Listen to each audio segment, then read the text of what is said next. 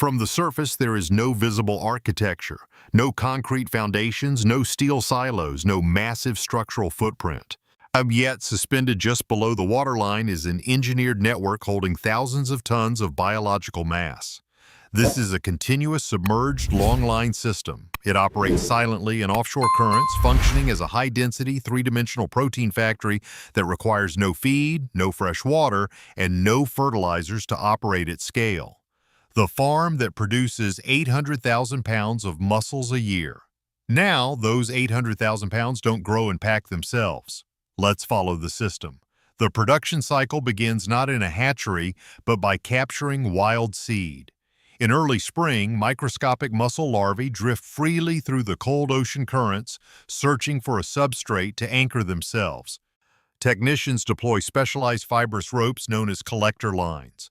Dropped vertically into the water column, these lines create an artificial reef geometry specifically designed to attract the drifting larvae during the natural settlement phase. Within weeks, the lines become completely coated.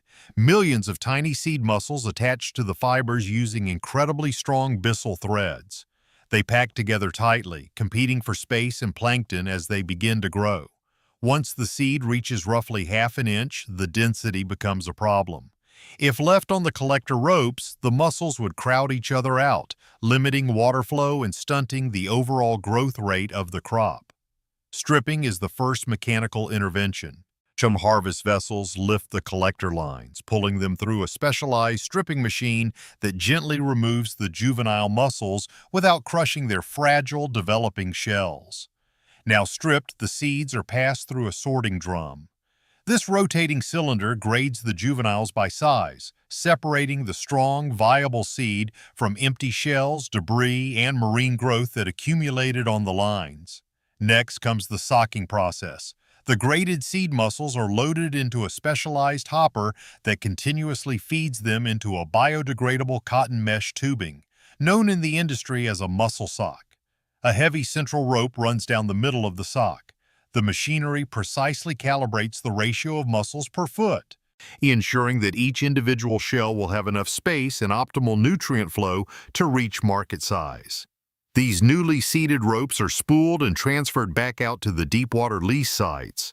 The logistics dictate continuous motion. The live seed must be returned to the water column before stress limits survival rates. The socks are attached at regular intervals to a submerged horizontal mainline. Over the next few weeks, the cotton mesh will dissolve completely into the ocean, while the mussels naturally migrate and attach themselves directly to the central structural rope. The grow-out phase is a period of passive engineering. The farm is anchored to the ocean floor using heavy concrete blocks or helical screw anchors, maintaining stability against severe winter storms and strong tidal forces. Depth is strictly controlled. Flotation buoys are constantly adjusted to ensure the mussel ropes remain suspended in the nutrient-rich photic zone, avoiding bottom predators like sea stars, while staying deep enough to clear vessel traffic.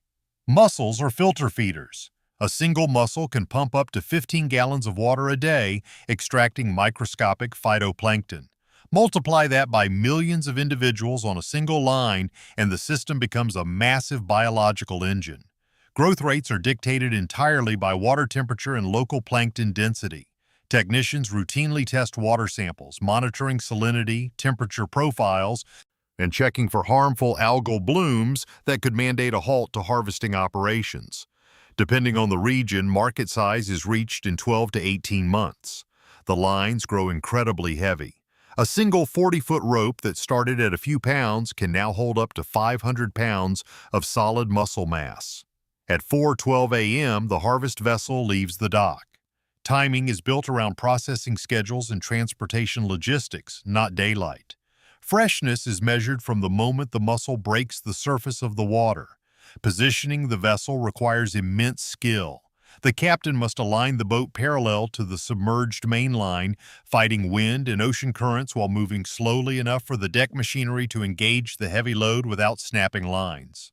The heavy hydraulic star wheel hauler is lowered over the side. The crew hooks the main backline and the hydraulic motors begin pulling. The ocean gives way and the first vertical drop line breaches the surface. The visual is striking. A continuous column of black shells, dripping with seawater and ocean sediment, rises steadily into the air. The weight is enormous, requiring heavy-duty marine cranes and reinforced deck architecture. The stripping machine used for harvest is massive. The rope is fed through a series of stiff rotating brushes and high-pressure water jets that forcefully shear the adult mussels from the central core line in a matter of seconds. The bare rope exits one side to be re-spooled for the next season.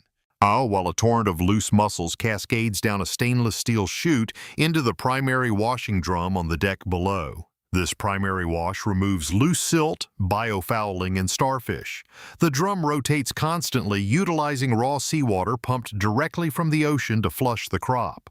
Only clean, individual mussels exit the far side of the cylinder. From the drum, the harvest drops into highly durable, insulated bulk containers known as totes. Each tote holds roughly a ton of live product. The deck crew works rapidly to distribute the load evenly across the hull to maintain stability. As soon as a tote is full, shaved ice is layered over the top. The cold chain begins out here on the water. Mussels are living organisms.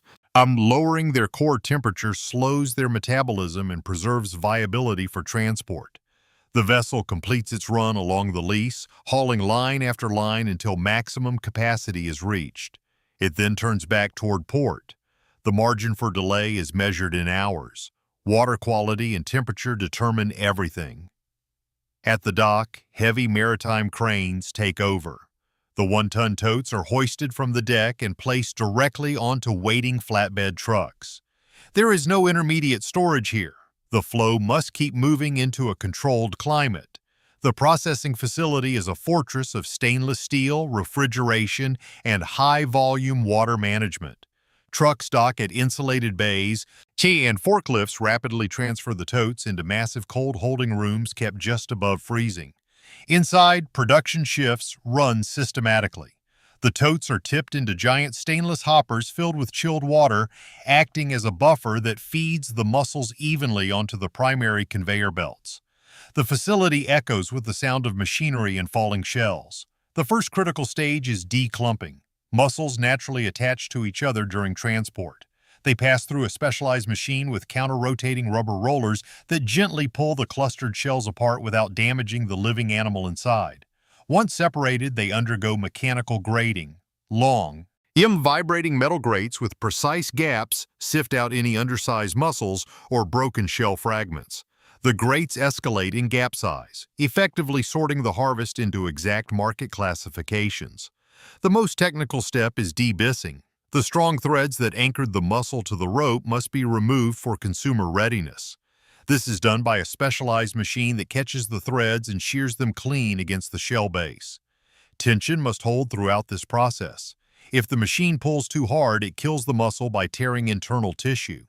The engineering relies on exact friction tolerances, shearing the thread precisely at the exterior margin of the shell. Following de-byssing, the product enters the final wash and optical sorting line. Our high-speed cameras scan the river of shells, detecting cracked individuals or open shells that indicate a dead mussel. Automated air jets blast defective units off the line. The approved mussels flow onto a final inspection belt. Here, human supervisors perform quality control, pulling out any anomalies the cameras missed. The speed is relentless, demanding intense focus in a cold, noisy environment. Mussels are highly perishable. From the moment they hit the processing floor, the objective is to get them packaged and back into a state of suspended animation within minutes. Cold chain managers monitor ambient temperatures relentlessly. The clean, graded product flows into multi-head weighers. These robotic stations accurately calculate exact target weights, usually 2 or 5 pounds, and drop precision doses into specialized packaging materials positioned directly below. Industry packaging is largely modified atmosphere or mesh bagging. Modified atmosphere packages are injected with oxygen to keep the mussels alive and breathing inside a sealed tray, drastically extending the logistical shelf life. For traditional wholesale markets, mesh bags remain standard. Automated bagging machines wrap the 2-pound batches in strong extruded netting, sealing them with metal clips and a lot tracking tag that traces back to the specific ocean lease. Traceability is a strict regulatory requirement. Every bag leaving the facility carries data on harvest date, water coordinates, shift timing, and temperature history. In the event of an anomaly, the entire batch can be identified in minutes. The packed units are boxed into waterproof wax-lined cartons. Ice packs or specialized gel coolants are added to the layers, creating microenvironments within each box designed to maintain stable temperatures regardless of exterior conditions. Cartons are swiftly palletized and tightly wrapped. The cold chain cannot be broken.